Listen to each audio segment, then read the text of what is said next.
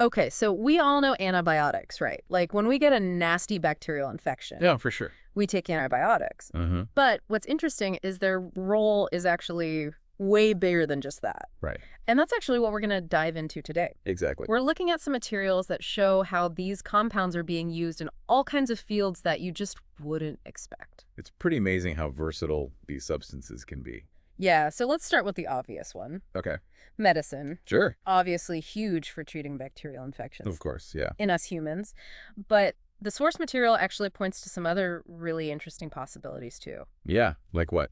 Well, like their potential use as anti-tumor agents Oh, wow. and in things like prophylaxis. Prophylaxis. Yeah, which is basically preventing disease. Interesting. So it's not even just fighting an infection that's already there. It's Yeah. like preventing it before it even starts. So how would that work with like the anti-tumor stuff? Well, apparently some antibiotics can actually mess with the processes that allow cancer cells to grow so rapidly. Huh. So it's not really their antibacterial action that's being utilized here. Yeah, it seems like it could be a totally new way of thinking about cancer treatment. Wow, that's really promising. Yeah, it is, but it sounds like it's very early days. Yeah, makes sense. And with prophylaxis, it's more about strategically using antibiotics to prevent infections in risky situations, Okay, give me an example. like before someone has surgery.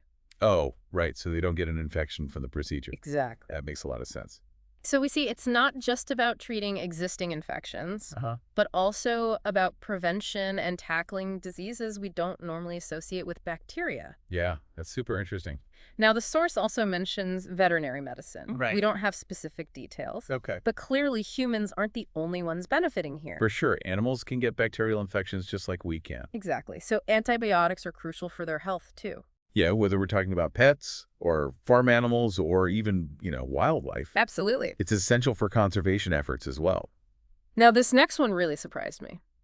Oh, yeah. What is it? Food preservation, like antibiotics, helping keep food fresh. So how does that work? Well, a lot of food spoilage is caused by, you guessed it, microorganisms. Right. And some antibiotics can actually stop these spoilage organisms from growing. Interesting. So theoretically, it could extend the shelf life of food. Wow. But I imagine there are a lot of regulations around that. Oh, definitely. And our source doesn't go into detail on those. Okay. But it raises some interesting questions about food safety, for sure. Yeah, definitely. And it gets even broader because the source also talks about agriculture and horticulture. Right. So I'm guessing that means protecting crops from bacterial diseases. Exactly, because those diseases can absolutely decimate entire harvests. For sure. So in those fields, specific antibiotics can be used to control these harmful bacteria to help ensure better crop yields and overall plant health.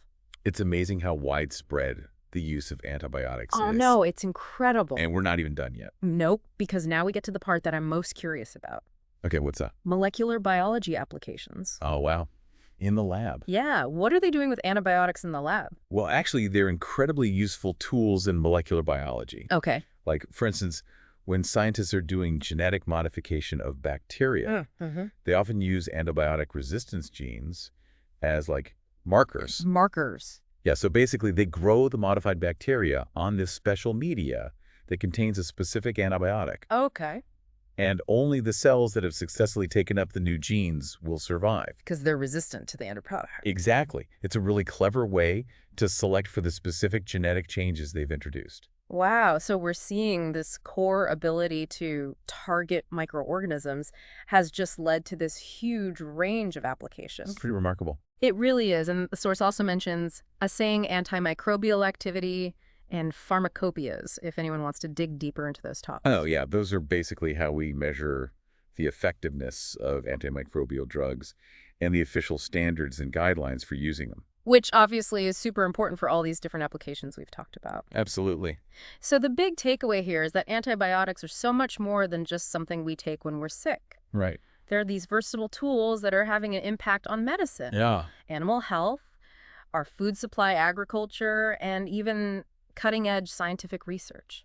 It's really fascinating to see how this fundamental interaction with the microbial world that antibiotics have has created all these unexpected benefits. Yeah, I mean, in so many different sectors. It's really amazing. And it makes you think, what other roles do microorganisms themselves and the substances that affect them? Yeah. What other roles do they play in our world? Right. Like, what other possibilities are out there that we haven't even begun to consider?